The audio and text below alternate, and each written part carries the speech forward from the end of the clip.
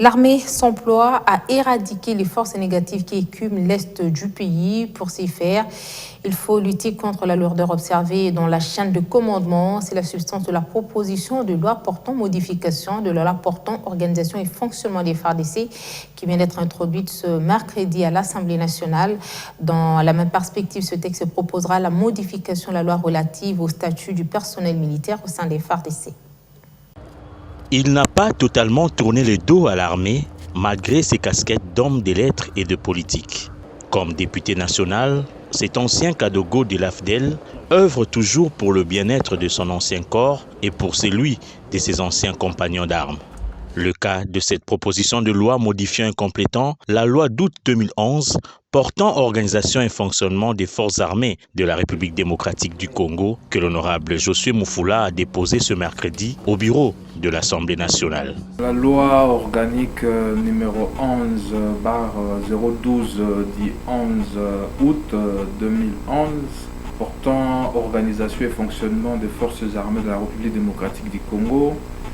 C'est une loi qui avait tenu compte des expériences passées et récentes de nos forces armées et l'importance géopolitique et géostratégique de la République démocratique du Congo.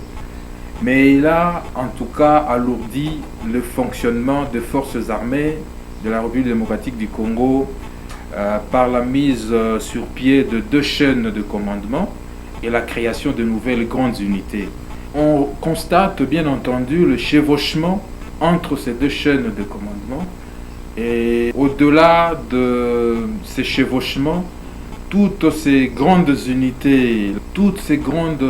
unités-là ont alourdi le fonctionnement des forces armées et c'est budgétivore. Et donc, nous avons suggéré à ce qu'il y ait suppression de toutes ces grandes unités-là, mais qu'on garde quand même le commandement général des écoles militaires parce qu'il faut quand même former les nouvelles unités par rapport aux défis énormes de nos forces armées. Cet élu de Goma dans le Nord Kivu suggère la fusion de 2 chaînes de commandement en une qui va combiner la mise en condition et la mise en œuvre.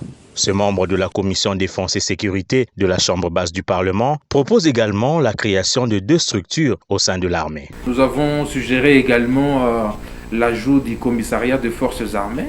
Et ce commissariat général de forces armées, c'est pour bien entendu gérer les passations de marchés publics au profit de l'armée. Pour la traçabilité des dépenses. Pour Josué Moufoula, le chef d'état-major des FARDC devrait avoir, après la promulgation de cette loi, un seul adjoint avec des missions spécifiques au lieu de 2.